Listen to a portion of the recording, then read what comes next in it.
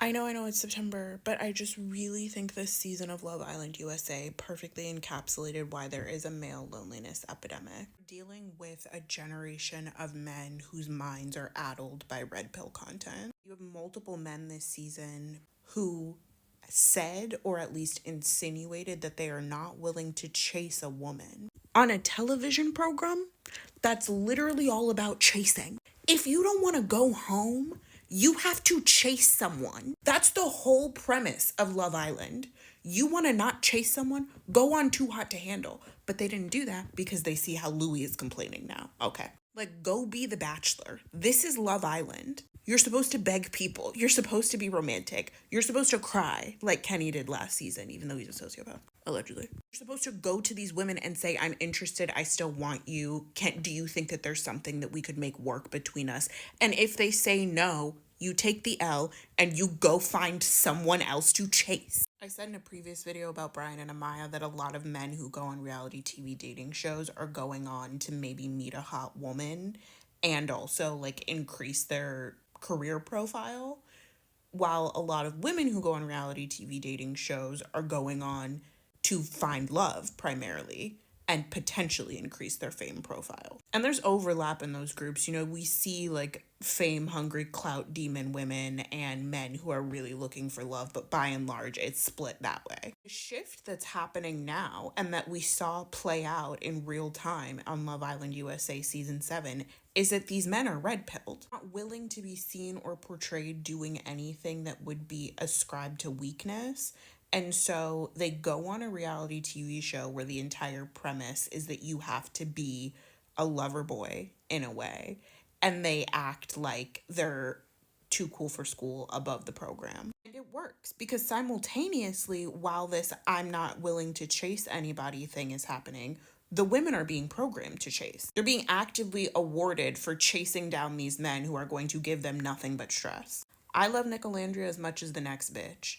But the fact that he did not go after the person that he wanted and instead was just like kind of passively sitting in a relationship and willing to accept something that he didn't want or didn't want as much with Sierra is proof of what's going on. This like general shift in at least American male culture and maybe global male culture, which is crazy because I study history, right?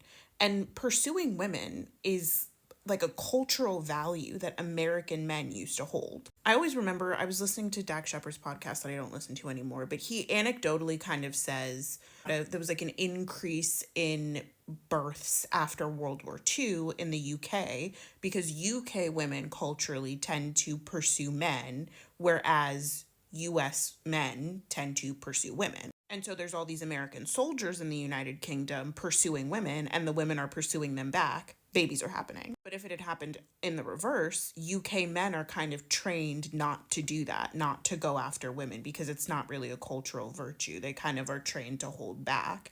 And so if they had come to the US, where women are also trained to hold back, no baby boom, right? I mean, like you see similar things about like increases of mixed race births in places like Japan and Korea post World War II because there's a lot of American men going there and they're trained to pursue women, right? The fact that pursuing a woman that you are attracted to has gone from being seen as a masculine virtue to being seen as feminine.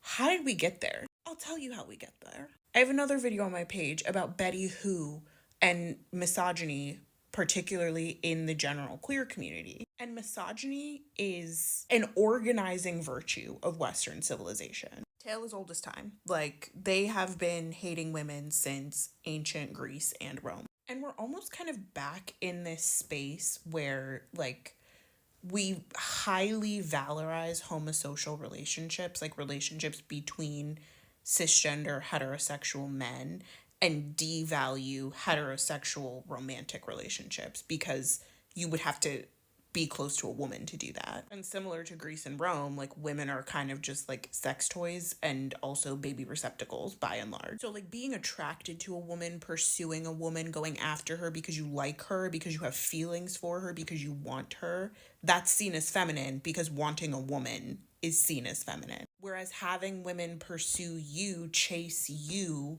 you are simply acquiring them.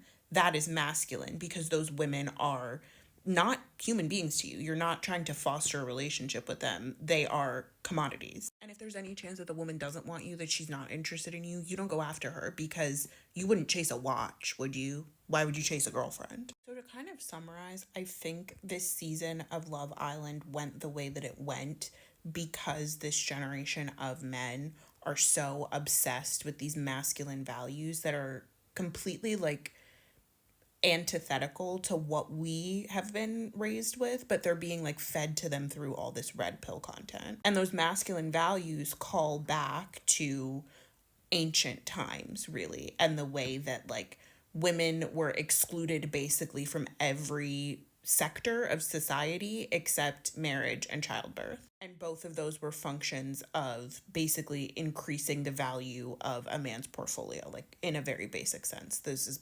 pre-capitalism, but whatever. And so what people say when they say they want to make America great again, when they support Donald Trump, when they are like obsessed with all this Andrew Tate red pill stuff, it's not about going back to like the 1950s or 1960s when you didn't have to have a credit card and you didn't have to go to work. No, it's about going back to like the 200s, where you as a woman were literally owned by the men in your life and you didn't have any say. This was not relational. This was commodified. You saw it really across the board with every man on the show. You saw it with Taylor, with Ace, with Chris, all of them refusing to chase any of the girls. What's his face, who was real defiant? The guy with the teeth. He refused to chase Huda. Nick refused to chase Olandria and settled for a relationship with Sierra until that was no longer an option. Austin, I don't think, was even really interested in Shelly, so why would he chase her? And then Jaden kind of just fell in his lap. Pepe didn't even go after Hannah when she got kicked off. Like, he could have left with her. He didn't do that. He chose to stay. But the most telling example for me is Brian and Amaya. That scene where they finally kiss when she's in the moo-moo, he does not go after her. He tells her to come to him and kiss him and sit in his lap. Even little things like that are signals to me of this like complete shift away from masculinity equating pursuit of women, because it would have been really easy for him to get up and move and go and kiss her if she seemed interested, but instead he told her to come to him. And I think as women, we're feeling very frustrated because we understand that these men are not willing to put themselves out there and put themselves on the line anymore, and they use this like red pill logic to disguise their lack of ability to go after women that they're interested in.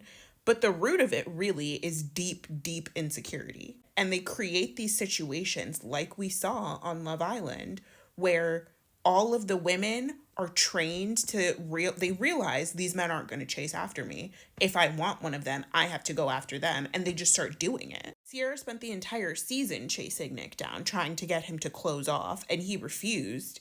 But then who was he really pursuing seriously? Shelly had to plan a date with Ace after he got mad at her after Casa, and then they were all of a sudden all back to normal. Huda spent the whole season chasing men. Olandria had to run after Taylor because he was not going to be clear about his feelings, and then Clark was the one who went to Taylor and said, look, I'm interested in you. And Amaya spent the whole season trying to find someone who was interested in what she had to offer, thought she finally found it with a man who made her come to him just to leave her in the dust. There are a lot of dark shifts happening in our society, and I fight against them in whatever way I can. And I choose to be this year by never chasing men. You won't catch me doing it, and I encourage you to do the same as well.